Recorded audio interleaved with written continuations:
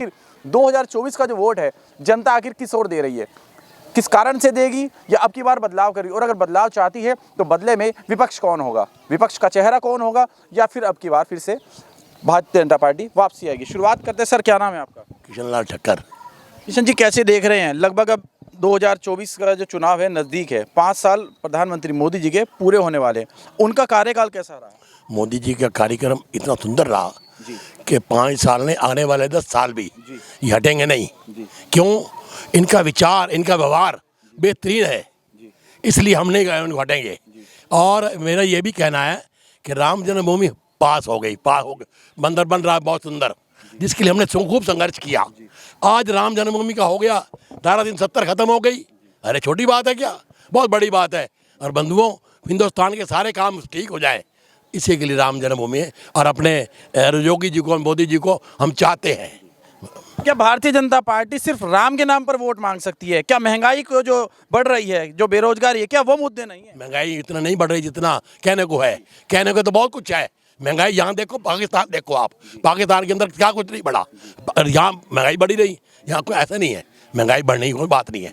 लेकिन मेरा कहना यही है कि अगर राम जन्मभूमि और सारा मेरा देश सुंदर बन जाए, देश सुंदर बन जाए, यही से ही हम कामना करते हैं। लोग हैं, आप कैसे देखते हैं सर, क्या भारतीय जनता पार्टी के पास सिर्फ एक राम के नाम का मुद्दा रह गया, क्या विकास कार्य की बहुत नहीं? भारतीय जनता पार्टी के पास राम का मुद्दा है या हिंदू मुस्लिम का मुद्दा है, इसके अलावा कोई मुद्दा नहीं है। ना रोजगार है, ना महंगाई का कोई कंट्रोल है, ना किसी तरह की कोई राजनीति हो रही है।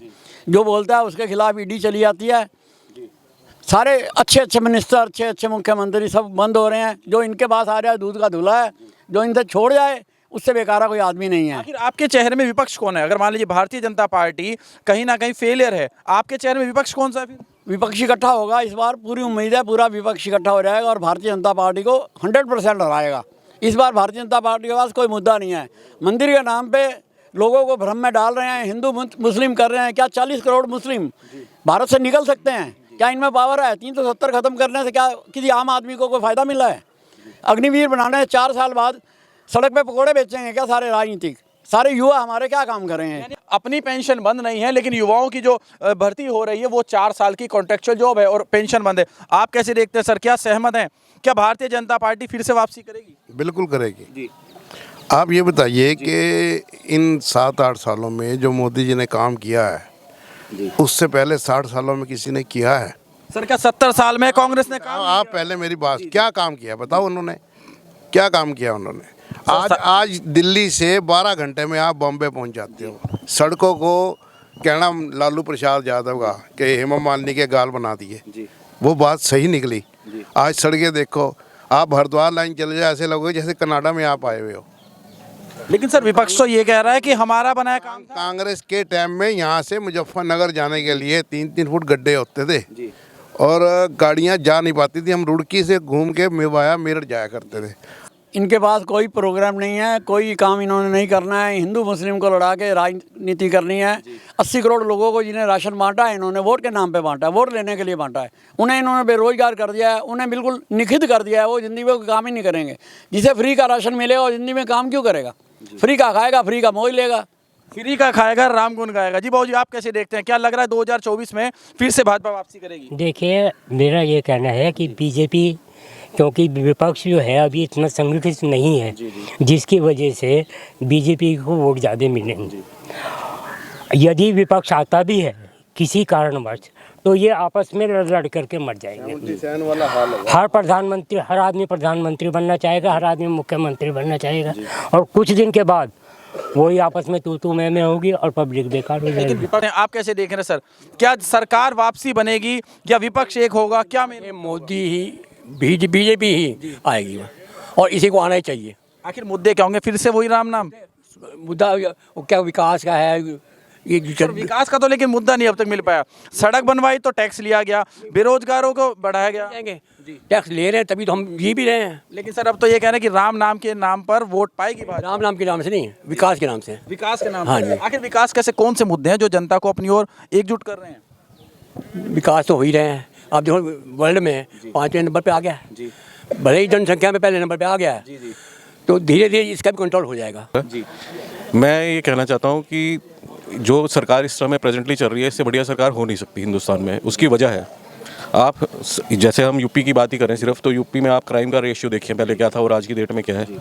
क्रिमिनल अपने आप सरेंडर करने जा रहे हैं, जो भी कर रहे हैं, और विदाउट एनी जिसे कह सकते हैं बायसनेस सारे के सारे डिसीजन ले रही है सरकार। उसके अलावा तरक्की देख लो, जैसे अभी जिक्र किया सरदार जी ने रोड के बारे में, रोड मलाई हो रखी है और चीज़ें अच्छी हो रही हैं। और सबसे आप एक चीज़ सबसे जो इम्पोर्टेंट जो अभी किसी की नोटिस में नहीं आई कि इंडिया के अंदर कोरोना मैनेजमेंट कैसे हुआ। आप पूरी वर्ल्ड की इस टाइम इकोनॉमी देख लें, चाहे यूक्रेन की वजह से हो चाहे कोरोना की वजह से हो, सब जगह इस टाइम इन्फ्लेशन चल रहा है, सब जगह डाउनफॉल है। और एक हिंदुस्तान ऐसी इकोनॉमी है जो रेज़ कर रही है। सिर्फ इसका रीज़न ये है, इसने ना तो अपना रशिया से बिगाड़ी, इसकी ये लीडर है, प्राइम लीडरशिप है। दिस इज जिसे कह सकते हैं कोर जो है इनकी पॉलिसीज़ है। आपसे पूछते हैं सर, आप कैसे देख रहे हैं 2024 के चुनाव हैं, जनता इस की बार किन मुद्दों को लेकर के वोट देगी, और अगर विपक्ष आता है तो विपक्ष के क्या कारण रहेंगे? अगर भाजपा आती है तो विकास के लिए वोट विकास करेगी, और विपक्ष के पास ना तो कोई मुद्दा है और ना कोई वो है, यानी कि सिर्फ विकास के नाम पर आएगा। आखिर वो किस प्रकार का विकास है?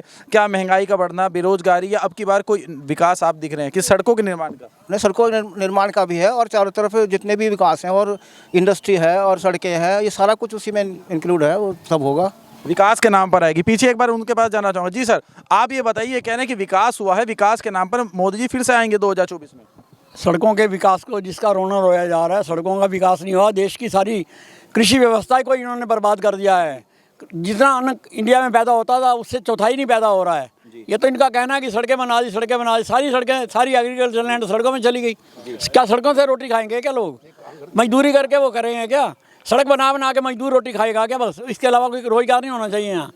इनके पास कोई रोजगार का कोई मुद्दा नहीं है, ना इनके पास कोई प्लानिंग है। सर ये तो कह रहे हैं विपक्ष भी तो नहीं है कोई, विपक्ष आखिर लाए तो कहाँ रहा है? विपक्ष है इस बार पक्का विपक्ष है। कौन सा विपक्ष है इनके सर? पास विपक्ष में नीतीश कुमार है तो सही। जी जी सर, आप बताइए। इनके पास विपक्ष में नीतीश कुमार है, जो आज तक बहुमत में कभी नहीं आया और गद्दी पे आराम से बैठ जाता है। भाजपा को पकड़ लेगा, भाजपा को छोड़ेगा, लालू को पकड़ लेगा। अब लालू के लोंडे को पकड़ लिया है, अब दिल्ली आ गया है कि मैं प्रधानमंत्री बनूंगा।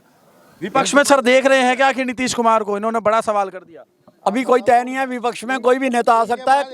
कांग्रेस में, ममता बनर्जी में, बाकी पार्टियों में बहुत नेता हैं जो प्रधानमंत्री बन सकते हैं, और इनके ऐसा कुछ नहीं है। मोदी जी की क्या क्वालिफिकेशन है जो बाकी लोगों के पास नहीं है? नहीं सर, ऐसा तो नहीं होगा कि विपक्ष में तमाम चेहरे आगे फिर प्रधानमंत्री पद के लिए लड़ाई हो और विपक्ष टूट जाए? अभी तो विपक्ष बना ही नहीं है, अभी तो विपक्ष आ रहा है। बीजेपी 70 साल बाद आई है, अरे 70 साल को भूल गए हैं, अपने पिछले कारनामे भूल गए हैं।